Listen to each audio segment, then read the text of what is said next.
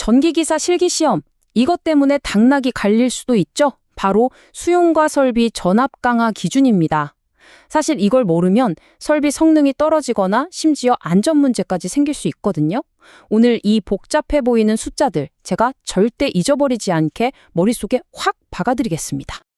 네, 맞아요. 바로 이 숫자들. 3, 5, 6, 8. 저압일 때, 고압일 때, 조명일 때, 또 기타일 때. 조건마다 달라지니까 막 머릿속에서 뒤죽박죽 되기 쉽잖아요. 이 간단해 보이는 숫자 4개가 우리 수험생분들 머리 아프게 한다는 거 제가 잘 알죠. 근데 진짜 걱정 마세요. 오늘 제 설명 딱 듣고 나면 이 숫자들은 그냥 여러분의 것이 될 겁니다. 자, 그럼 제대로 한번 파헤쳐 볼까요? 기가 막힌 암기법에 들어가기 전에 일단은 공식적인 규칙, 그러니까 한국전기설비규정 KEC에서 이 숫자들을 어떻게 말하고 있는지 정확하게 짚고 넘어가야 해요. 기본을 알아야 응용도 되는 법이니까요. 바로 이 표가 시험의 핵심입니다. 와, 복잡해 보인다고요? 아니요. 딱 2가지만 기억하시면 돼요.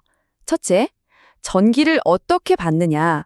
저압이냐? 아니면 고압 이상이냐? 둘째, 그 전기를 어디에 쓰느냐? 좀 예민한 조명이냐? 아니면 튼튼한 기타 설비냐? 이 2가지 질문을 조합하면 끝! 저압 조명은 3%, 저압 기타는 5%, 고압 조명은 6%, 고압 기타는 8%. 이렇게 숫자가 딱 정해지는 거죠. 자, 이제부터가 진짜입니다. 이 숫자들을 절대 까먹지 않게 해줄 아주 간단한 이야기를 하나 들려드릴게요. 이름하여 3-5-6-8 건물 이야기. 이 이야기 하나만 딱 기억하시면 시험장에서 헷갈릴 일이 아예 없을 겁니다. 이야기의 무대부터 한번 설정해 볼까요? 앞으로 저압이라는 말이 나오면 우리 동네에 있는 아담한 작은 집을 떠올리는 거예요. 그리고 고압 이상은 뭐냐? 도심 한가운데에 있는 엄청나게 큰 빌딩을 상상하는 거죠. 간단하죠? 저압은 작은 집, 고압은 큰 빌딩. 오케이? 자, 그럼 먼저 작은 집에 한번 들어가 볼까요? 이 작은 집에 있는 조명은요, 엄청 예민해요. 그래서 전압이 아주 조금만 흔들려도 막 깜빡깜빡거려요. 그러니까 기준이 가장 엄격해야겠죠? 아주 소중하게 다뤄야 하는 조명이 딱 3개 있는 거예요. 그래서 바로 3%입니다. 작은 집 조명은 3개, 3%. 그럼 조명 말고 냉장고나 세탁기 같은 나머지 기기들은 어떨까요? 얘네들은 조명보다는 훨씬 튼튼하고 좀 둔감하잖아요. 그래서 기준을 좀 더 여유롭게 해줄 수 있어요. 이 작은 집에 있는 나머지 기기는 모두 5개. 그래서 5%입니다. 자, 이제 장소로 옮겨서 큰 빌딩으로 가보겠습니다. 이 빌딩은 워낙 크고 자체 변압기도 있고 하니까 배선 길이가 훨씬 길어지겠죠? 그럼 당연히 전압 강화도 더 많이 생길 수밖에 없어요. 그래서 조명 기준도 작은 집보다는 넉넉하게 잡아주는 겁니다. 큰 빌딩의 조명은 60개, 6%입니다. 드디어 마지막입니다. 이 거대한 빌딩에 있는 엘리베이터나 냉난방 시스템 같은 나머지 대형 설비들, 얘네들은 아주 그냥 강력하고 튼튼하겠죠? 그래서 가장 넉넉한 기준을 적용받습니다. 나머지 설비는 8개, 바로 8%까지 허용돼요. 자, 어떠세요? 작은 집 3, 5, 큰 빌딩 6, 8. 머릿속에 이야기가 그려지시죠? 좋습니다. 3-5-6 건물 이야기는 이제 완벽하게 여러분 것이 됐어요. 하지만 시험은 꼭 여기서 한 발짝 더 들어가죠.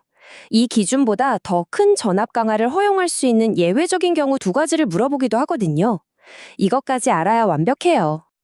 그 예외 2가지는 바로 이겁니다. 첫째, 모터가 처음 윙 하고 돌기 시작하는 아주 짧은 기동 시간 동안.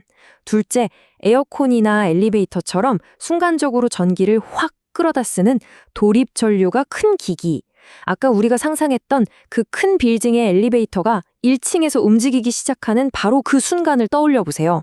이런 특수한 상황에서는 잠깐 동안 전압이 더 떨어져도 봐준다는 뜻이에요.